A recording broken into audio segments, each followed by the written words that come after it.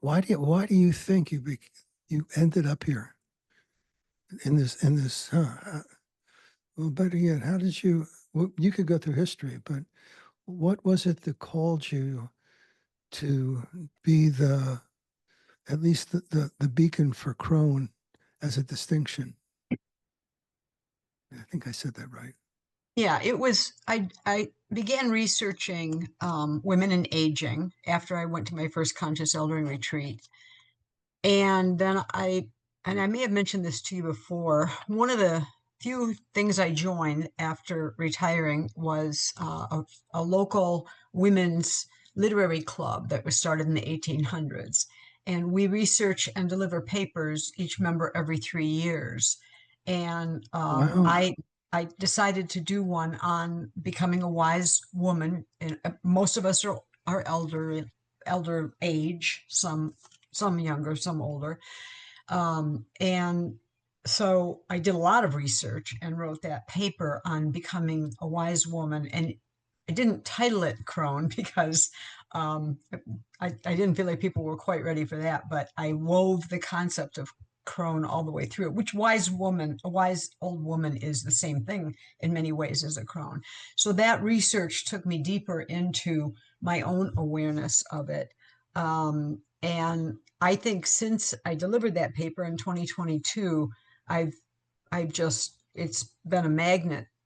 I find things all the time um, to read about, to hear about, to think about, to journal about, and in the process of writing my memoir, all of those things have continued to help me understand. And then also my background in human development. I mean, I work with children and youth for most of my career, but education and human development includes all stages of development, including this stage. And so first conscious eldering and then my other research helped me understand the what I would consider to be the developmental tasks of this age and understanding Mm.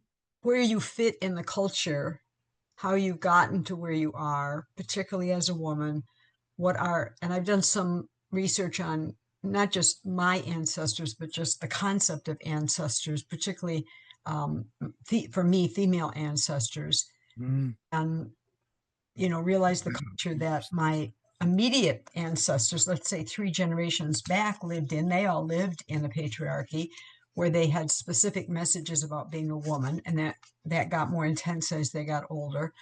But prior to that, I know I have female ancestors that were proud of being wise old women if they lived that long and understood the concept of crone. And then the last thing is I've done some research about Celtic spirituality and ancient Celtic religions because I've had the benefit of traveling to Scotland several times in the past 5 years, and I have a grandmother that came from Scotland. So understanding some of that history has helped me as well. You remind me. I was in part of my career. I just happened to hang out in the space with a lot of Native American tribes. I Hmm. quite how it's a long story how I got there, but all of a sudden I'm engaged and I am Yeah. in the elder circle. And so the Taos Pueblo was always really hugely heartfelt, attractive to me, and their ceremony and their relationship with Earth, and it gave me another perspective of what I didn't have at that moment. And then they asked me to do what I was doing at Taos to go to Puyallup, which was pretty close to where I was living, and I went there, and I was going to meet with the elders, and I walk in, and it's a group of 11 women. And it was like, my whole it was like you talk about a transformation. It was like, oh, They are the elders, right? they are the elders.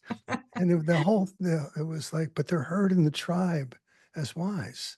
Yeah. The challenge is how to have people hear you. And that's, I think we're knocking on those doors. I I think think we're so too. knocking on those doors. I think this will work.